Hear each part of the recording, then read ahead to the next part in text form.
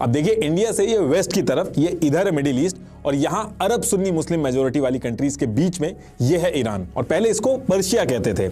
Iran अपनी geopolitical location और resources की वजह से सुपर पावर्स की नजर में हमेशा से रहा है। ईरान के अंदर कंट्रोल रखने के बहुत सारे एडवांटेजेस, पूरे रीजन में कंट्रोल मिलता है। ईरान का एक बॉर्डर इधर साउथ एशिया से लगा है, दूसरा बॉर्डर इसका अरब से लगा है, नीचे इसके पर्शियन गल्फ, अरेबियन सी, जहां से दुनिया भर का ट्रेड होता है। ये स्ट्रेट ऑफ हर्मुज है, ये यहाँ पे है। ये इसको अगर ब्लॉक कर दिया जाए तो दुनिया का जो 20% ऑयल का जो फ्लो है उसको आप बड़ी आसानी से बहुत ही कम टाइम में रोक सकते हो। रिसोर्सेज की बात करें तो ऑयल और नेचुरल गैस के भंडार हैं यहाँ पे, लेकिन कुछ चीजें ऐसी हुई ईरान के अंदर जिसकी वजह से आज की डेट में ईरान की 28% पॉपुलेशन जो है वो पॉवर्टी में, और 40% पॉपुलेशन जो है वो अगले 2 साल में पॉवर्टी में जाने वाली है। अक्टूबर 1834 का टाइम था, फात अली शाह की डेथ हो गई थी, मोहम्मद शाह जो थे वो राजा बनते हैं, और इनकी भी डेथ के बाद 5 सितंबर 1848 को इनके बेटे नासिर अल दिन शाह ईरान के राजा बनते हैं। ये थोड़ा एग्रेसिव थे। इन्होंने राजा बनने के कुछ ही साल बाद करीब 1856 में एक एरिया था हेरत नाम से, जिसको राजा नासिर जो थे वो ईरान का हिस्सा मानते थे, और इसको ईरान के अंदर लेने के लिए ये अटैक कर देते हैं। और यहाँ पे ब्रिटिशर्स को एक मौका मिलता है, और ब्रिटिशर्स मौका देख के उल्टा अटैक कर देते हैं। पहले तो ईरान को वापस भेजते हैं, और उसके बाद ब्रिटिशर्स भी ट्रीटी ऑफ पेरिस साइन करा लेते हैं। सेम जो चीजें रशिया को नॉर्थ में मिली थी,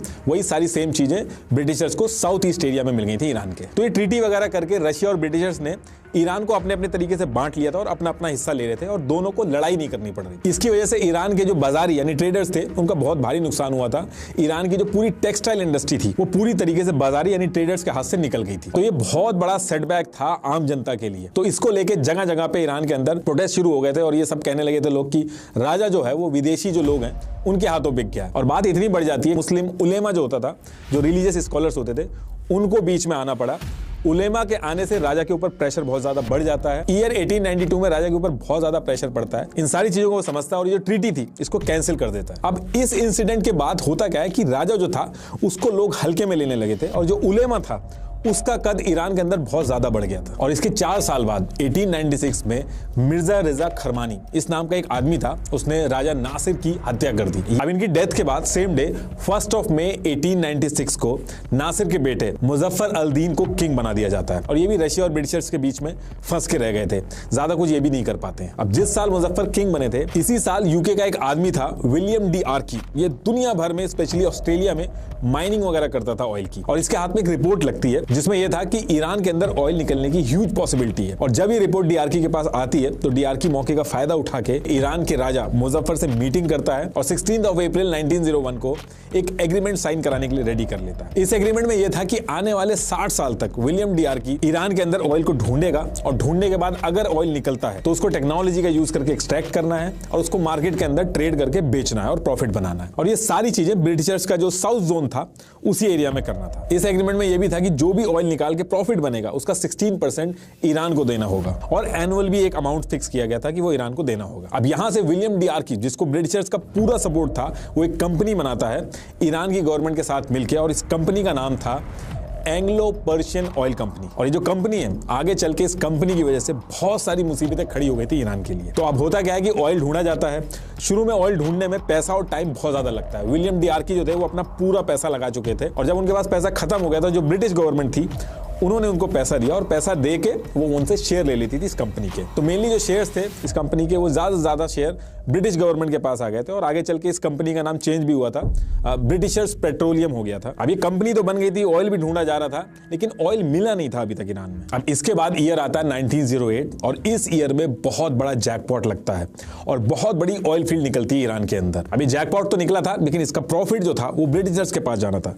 ब्रिटिशर्स इसके बाद पूरा का पूरा ऑयल निकाल के बेचना स्टार्ट कर देते हैं, और ईरान को उसका 16% मिल जाता है, और एनुअली भी उसका जो अमाउंट फिक्स था वो उसको मिल जाता है। अब देखिए, इस चीज को लेके एग्रीमेंट तो पहले कर लिया था ईरान ने, और यहां से ईरान के अंदर दिक्कतें स्टार्ट होती हैं, जिसका इंपैक्ट आज भी ईरान के ऊपर पड़ता है। इस पूरे इंसिडेंट के बाद ईरान के अंदर जो ईरान के लोग थे वो बात करने लग गए कि जो राजा है वो तो बिका हुआ है, वो किसी काम का नहीं है, और एक पैरेलली एक अलग सिस्टम बनाने की बात शुरू होने लगी। जो शुरू में मैंने आपको उलेमा के बारे में बताया था, जो रिलीजियस स्कॉलर्स थे, उन्होंने क्या किया, उन्होंने लोगों के सपोर्ट से ईरान के अंदर जो राजशाही, जो मोनार्की चल रही थी, उसको एज इट इज चलने दिया। उसके पैरेलल में एक इस्लामिक कॉन्स्टिट्यूशन चला दिया, जिसमें वोटिंग, इलेक्शन, सारी चीजें होंगी। मतलब कि राजा अपना राज करता रहेगा, लेकिन उलेमा जो है उसका भी से होगा, और इसको नाम दिया गया मजलिस। जैसे इंग्लैंड के अंदर कॉन्स्टिट्यूशनल मोनार्की है जहां पे क्वीन और राजा होते हैं, लेकिन पार्लियामेंट वगैरह वो सारा सिस्टम अलग चलता है। उसी से मिलता जुलता जो सिस्टम था वो ईरान के अंदर भी इंप्लीमेंट हो गया था। बेसिकली रिलीजियस ग्रुप जो थे ईरान के अंदर, उनके पास पॉलिटिकल पावर आ गई थी। इसको अलग अलग नाम दिए गए, Islamic consultative assembly, Iranian parliament भी बोला गया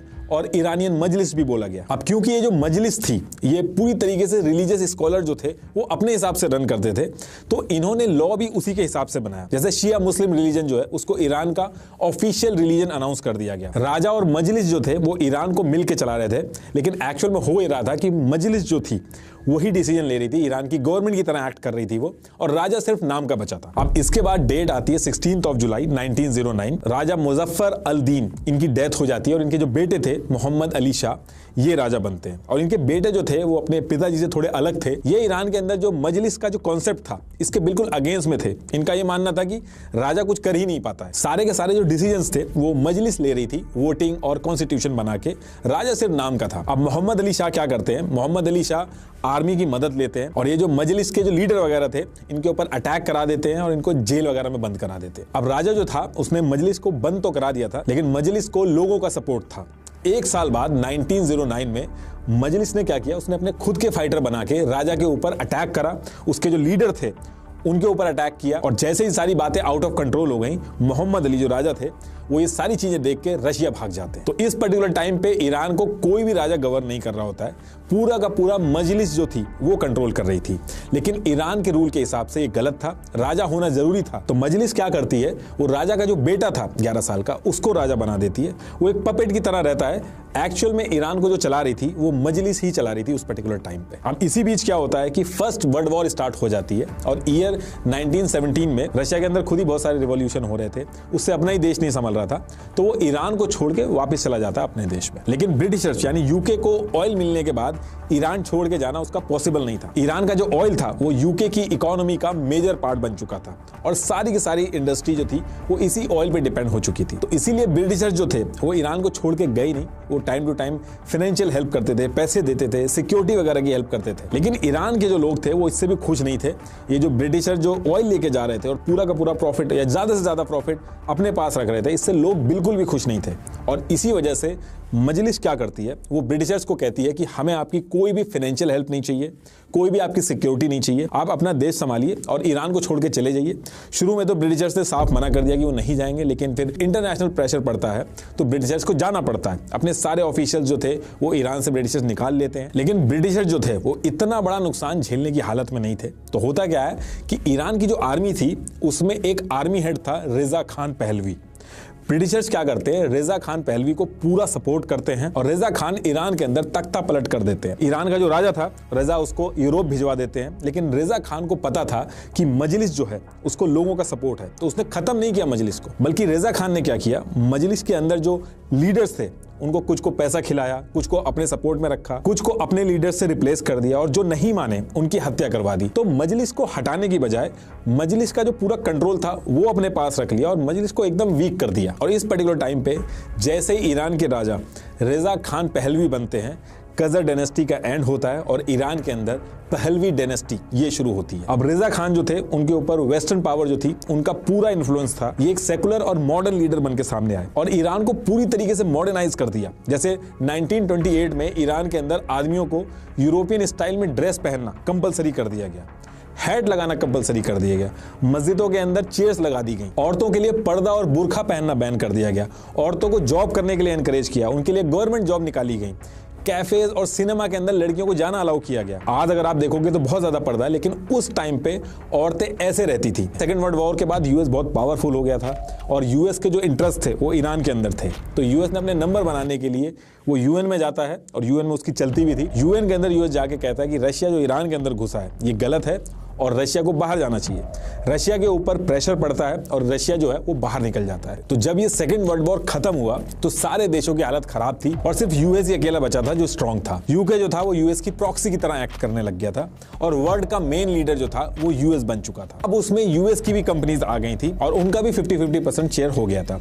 कहने का मतलब यह है कि ईरान के ऑयल का फायदा उठाने वाला अब यूएस मेन प्लेयर बन गया था और इसकी वजह से यूएस अब ईरान के इंटरनल अफेयर से लेके ईरान का जो राजा था उसकी पॉलिसी तक हर चीज में इंटरफेयर करने लगा था। और ईरान की भी मजबूरी थी क्योंकि उसको यूएस से डॉलर आ रहे थे और उनकी जरूरत थी ईरान को। और ये सारी चीजें जो यूएस कर रहा था ईरान के अंदर, इसको सबसे पहला झटका लगता है ईयर 1951 में, जब ईरान की जो मजलिस थी उसमें से एक मेंबर जिसका नाम था मोहम्मद मोसादिक, यूएस के इस तरीके से ईरान के अंदर इंटरफेयर करने के अगेंस्ट में आके खड़ा हो जाता है। इसने कई तरीके से प्रोटेस्ट करने स्टार्ट किए कि जो राजा है वो ईरान का ऑयल बेच दे रहा है बाहरियों को, गरीब मर रहा है और जो ऑयल है वो गोरों के हाथ में जा रहा है। और उसने सबसे मेन चीज ये कही कि ये जो गोरों ने एंग्लो ईरानियन ऑयल कंपनी बना के ये जो ऑयल की डील की थी और जो एग्रीमेंट किया था, ये एग्रीमेंट इलीगल है, हम मानते ही नहीं इसको, ये चीज उसने कही। अब ईरान के अंदर ऑलरेडी इतना अनएम्प्लॉयमेंट था, लोग परेशान थे, तो मोहम्मद मोसादिक को लोगों का बहुत भारी सपोर्ट मिला। जो वर्कर थे एंग्लो पर्शियन ऑयल कंपनी के, वो काम करना बंद कर देते, स्ट्राइक कर देते हैं। यूएस और यूके जो था वो बहुत ही क्लोजली ये सारी चीजों को ऑब्जर्व कर रहा था क्योंकि ईरान का जो ऑयल था वो उनके लिए सबसे इंपॉर्टेंट चीज था। लेकिन मोहम्मद मोसादिक जो था वो डर नहीं रहा था, वो उल्टा और ज्यादा प्रोटेस्ट किया उसने